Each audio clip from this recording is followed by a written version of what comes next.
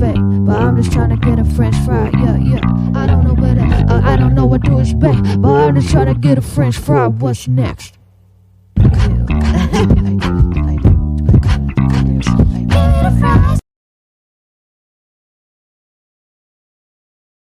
If someone ever approaches you and tries to rob you, tell them to stop. Ask them, is it necessary? Is it nice? Do you have my permission? Tell them that you do not want to be touched. If they point a gun at you, tell them that it's illegal. The lift door's open for some bloke you've never spoken. Put your lips away. Put your lips away. When there's someone in your path and you do a little dance, put your lips away. Put your lips away. No mood for speaking. Do the G-string. Put your lips away. Put your lips away. They just said her dog is dead. I don't even want to see a teeny sliver of red. When the boss locks eyes while giving a speech, well, good grief, chief, please shake your tape. Cause everybody knows when the lips go missing, there ain't gon' be no quips or kissing. Flinging a shrug, not up or down, just when in doubt, you gotta hit 'em with the turtle mouth. Reverse a pout and suck it like a popsicle. With slight frown, a highbrow's optional. They say hips don't lie, but lips do. So baby, get 'em zipped up tight and flip to. Just put 'em away.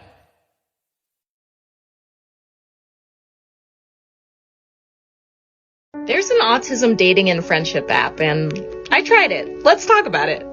Fun fact, I actually got to try this autism dating app while it was still in its closed beta just a few years ago, so here are my thoughts on it. The app is called Discord. It's actually a really fun and cool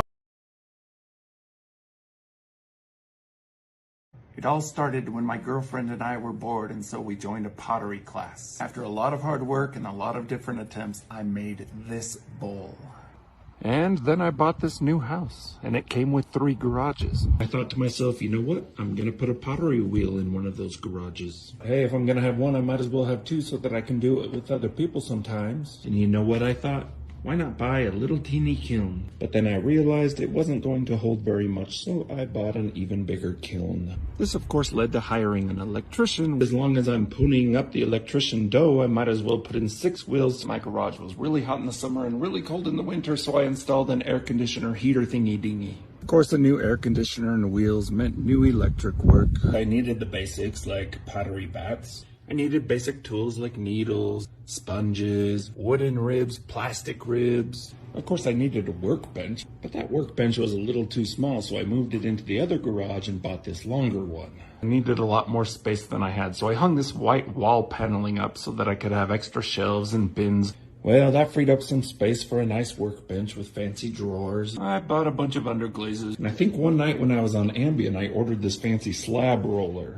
Of course, I needed some shelves because pottery goes through processes of drying and waiting. I didn't want my house to burn down, so I installed some subway tile behind the kilns. I bought some more tools, bought some more ribs. And then I bought more tools and more tools and more tools and paintbrushes and bigger paintbrushes and fan brushes and, you know, these fancy brushes that they dust off dinosaur bones with. I bought carving tools. You've got to paddle your clay and you're always scraping clay. Pottery aprons get dirty really fast. Once I started using the kiln, I realized that there was tons of stuff you needed inside a kiln. Soon I discovered Etsy. Sometimes I have to blast my pottery with fire, blow things off with air. I started out buying just a few boxes of clay. It was cheaper if I bought more clay. Of course, with my personality, I wasn't satisfied with one color or type. I wanted porcelains, I wanted browns, I wanted reds, I wanted grays, I wanted whites. That brought me to this beast, a raku kiln. I started out with a handful of glazes. Then I started buying bigger containers because it's a lot cheaper that way.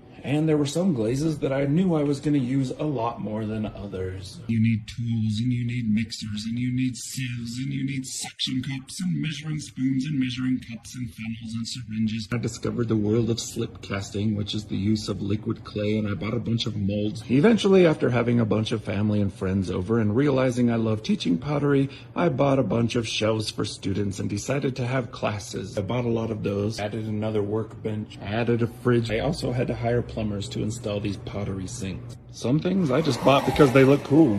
And now here I am, $100,000 later, all because of this bowl.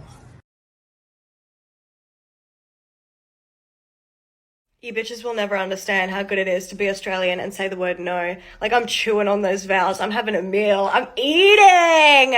No! Yum. I'm fucking full. I feel that shit deep in the back of my throat. I'm saying, let's go. No! Yum.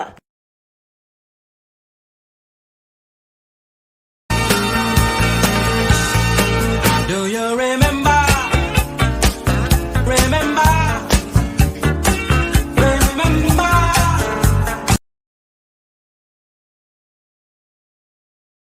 I've been here 60 years and I'm still not bored. There's absolutely nothing that I can't afford. And I found that almost everything is made of cardboard. And there's absolutely nothing I can sing with weird chords. And I can run faster with no wind resistance.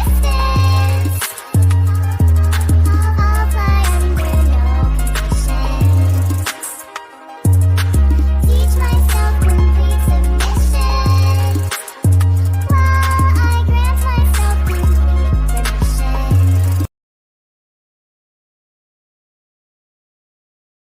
So I'm gonna be living my life by this filter for the near future. So, should I go out tonight? Okay, if you say so. Should I go out with the gays? Should I go out with the girls? Should I go out with straight men? On Broadway? Will I survive? Okay. Is this safe? Okay. Slightly promising. Do they know I'm gay? Okay, yeah. Aggressive. I don't know if... Am I gonna get some? Is one of them in the closet? Ow, you dog! I'm gonna get a Predator film studio, Mad Lib, give me a time period. Japan, 1100s. Okay, now give me the actor we're all asking for. Hiroyuki Sanada. Okay, how many Predators? 2. Right, why are they there? For training. Okay, and this mirrors our protagonists. Right, and what's just a huge set piece for the final battle? A burning samurai temple. All right, the next Predator film, Hiroyuki Sanada plays an old samurai in 1100s feudal Japan who's dishonored his lord by letting his wife get murdered. He knows he must take his own life for this dishonor, but not before teaching the lord's son the way of the samurai and defeating the Minamoto clan to win the Genpei War. Sanada and the boy ascend the Minamoto temple, realizing that their enemies are being picked off by invisible foes. These two Predators, mirroring our protagonists, are an elder teaching a youngling how to hunt. Sanada and the boy notice that they're only attracted to heat, so they cover themselves in snow as the Predators wipe out the entire Minamoto clan, and they set the temple on fire, throwing off the Predator's thermal vision. The samurai boy defeats the Predator boy as the elders fight on the roof. Sanada's about to be murdered. The Predator takes him from behind. The kid gets to the roof, 3 dots showing up on his forehead, and Sanada pulls out his samurai sword and says, "Death before dishonor." He stabs it through his body. It goes through, stabs the Predator, green blood everywhere. The son goes back to his father, having won the war with a story nobody will ever believe. We're gonna make so much fucking money.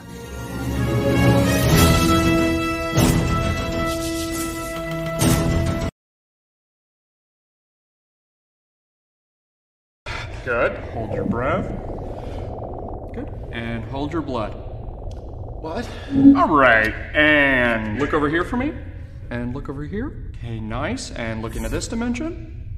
And into this one. I don't see anything. Oh, shame. So weather, huh? You guys have that? Yeah. What is this all about? Why am I being abducted? Oh, it's just a routine checkup to see if human beings qualify as intelligent life. Can you hear that? Yeah. Okay, how about this? No. Okay, and how about this? Oh, yes, Jesus, stop, make it stop! Great. Now, let's get you out of that skin. Don't be shy. I can't take my skin off. Oh, right, human, sorry. Think! Okay, what do we got here? Checks out. And smile. Great.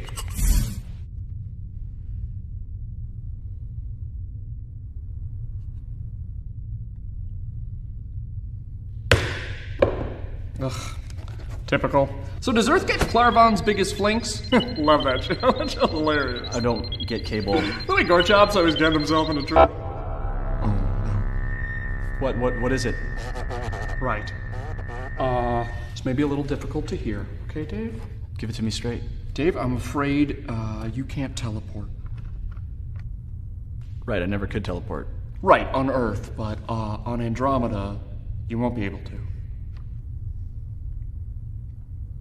Well, I want a second opinion. Well, look, you're welcome to try another abduction, but I've dealt with many people who have gone on to live full, happy lives without the ability to hop around space-time. I think you can learn to live without it. Okay. So, did I pass, or? Oh, no. Humans are idiots. But hey, that's not the only way we measure these things, okay? Human beings are miraculous creatures, so fragile, yet so resilient. Their existence shouldn't work, but somehow, for now, it does. Human beings, though not intelligent life, are somehow still capable of love and expression and beauty. Human beings are like the universe looking back on itself. Wow, that was beautiful. Thank you. I'm never gonna forget that. And tracking chip installed, and memory wipe complete.